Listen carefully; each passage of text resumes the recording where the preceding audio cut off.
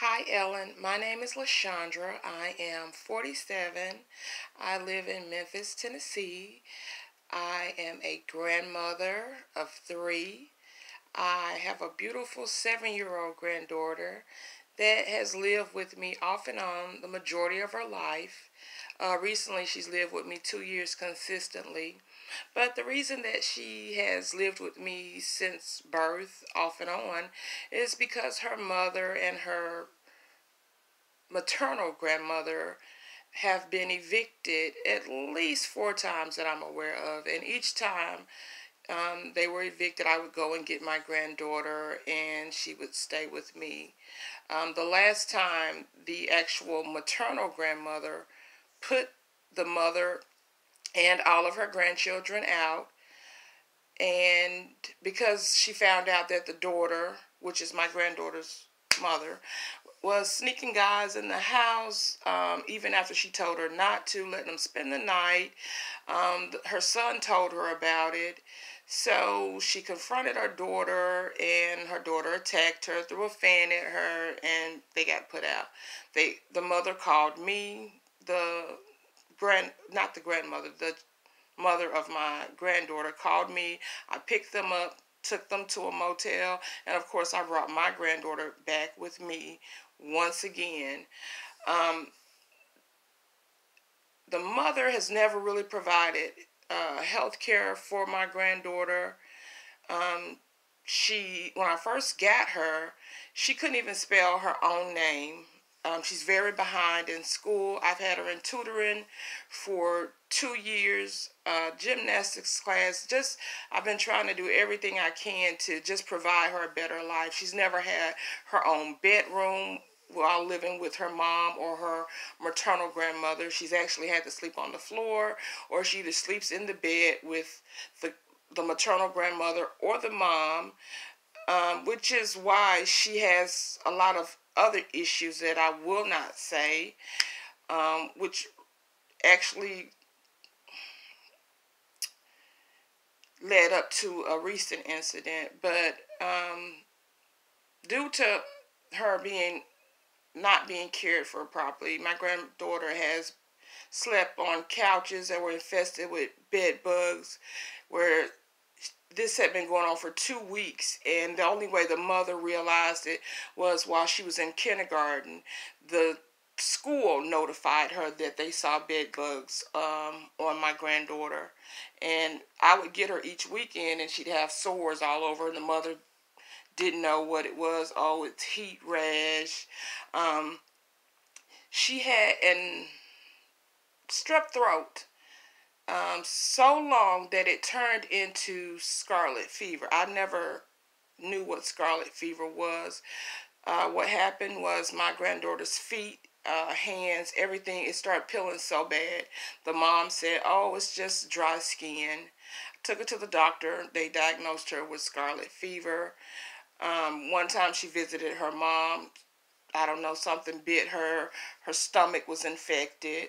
She visited her for her birthday one time. Her hand was infected. Recently, she visited her, and the mom threatened to kill her.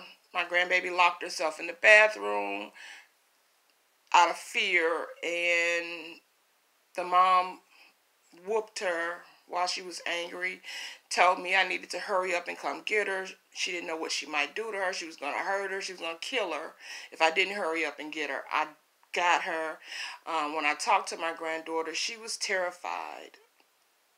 She could barely even tell me what happened without breaking down, crying. So I contacted juvenile court, tried to see how I could get custody. They said I had to file a neglect case. I did that. CPS got involved. The CPS person called me. They called the mom. The mom called me, threatened to kill me, threatened to kill the CPS worker, and then withdrew my granddaughter from school. Didn't put her back in school for over a week later. So I've reported all of this to CPS, and they act as if this is all normal. They tell me, well, I asked specifically about the living conditions. Well, we can't just take a parent a child from their parent because the parent can't provide for them. Well, what does the parent have to do? What is their responsibility? I said, well, she threatened to kill you. She's threatened to kill my granddaughter. Oh, we get threatened all the time. So the thing is, even when I filed the report with CPS, I had to file a complaint because they omitted several facts that I gave them. They condensed the report and left out extremely pertinent information. I've reported this. I've reported about the mother threatening the CPS worker, talked to the supervisor, and she said the exact same thing. Oh, we get threatened all the time. Even I've been threatened. So I just don't understand how all of this goes on, where it's easier to remove an animal from its owner than it is for a child. It's okay for a parent to neglect their child, to not be able to provide for that child mentally, emotionally, or financially. And CPS's goal is to keep the child with the parent when their goal should be to do what's in the best interest of the child. Seeing that the child has been with me the majority of her life, consistently 2 years, and everything was going fine. Had I not called CPS as they instructed me to do, I would still have her. Now I'm in fear every day that the mom may snap and do something to her because she's unstable. And attorneys are extremely expensive. I've consulted at least 15 attorneys at this point, and they've all told me pretty much, well, they didn't say that it's impossible, but their terms are it's going to be an uphill battle. And each one of the attorneys, the good attorneys, the ones that, well, I say they're good because they're expensive. They're like at least $3,000 for a retainer, $300 an hour.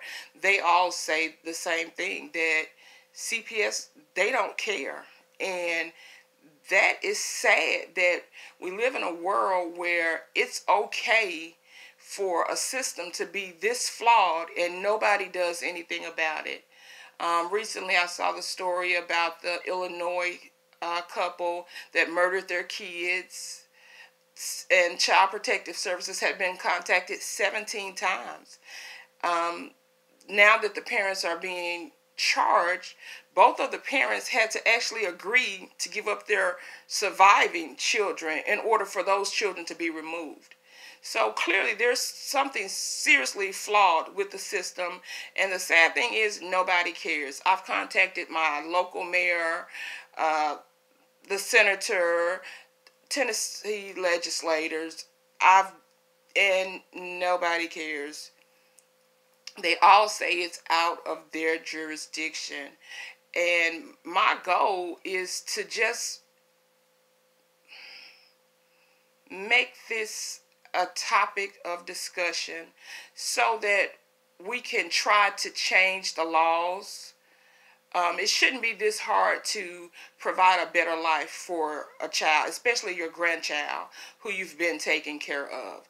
You know, I shouldn't be told that it's going to be almost impossible to do. They provide attorneys for the parents and for my granddaughter, but juvenile court told me I didn't need an attorney. Well, if everyone else is going to have an attorney, why would you tell me I don't need an attorney? The actual attorney for my granddaughter, she's supposed to go out, check out my home, the parents' homes. I called her and she said, oh, well, you know, I'll be honest with you. I work 9 to 4 in the courtroom all day. I'm just one person. I can't do it all. I can't be everywhere at one time. I'm just one person. And I'm thinking to myself, this is the person that's actually has the biggest voice in determining where my granddaughter stays, and she's overworked.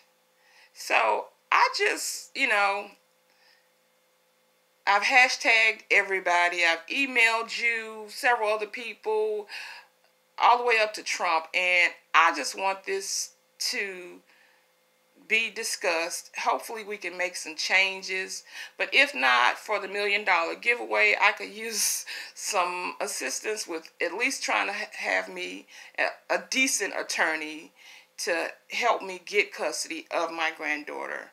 She's a beautiful child. She has a lot of issues, and that's because she's been through a lot at 7. She's only 7. Here are pictures.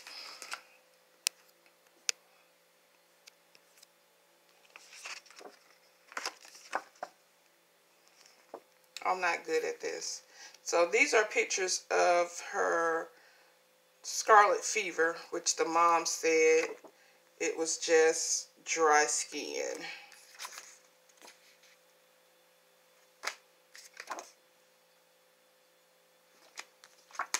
Here, pictures of her hand infected. Pictures of her side infected. Again, reported all this to CPS, and nobody cares. I just need some help. Any kind of help would be greatly appreciated. Oh, let me show you pictures. Okay, so I don't know if you can see. I'm not good at this camera. But anyway, I've got pictures of my granddaughter that she made for me for when she leaves and goes to her dad or her mom, so that I'm not sad when she is away from me. But yeah, any assistance would be great. If we could just shed some light on the flawed system and just try to get some changes made. But I could use that $1 million giveaway as well. Thank you.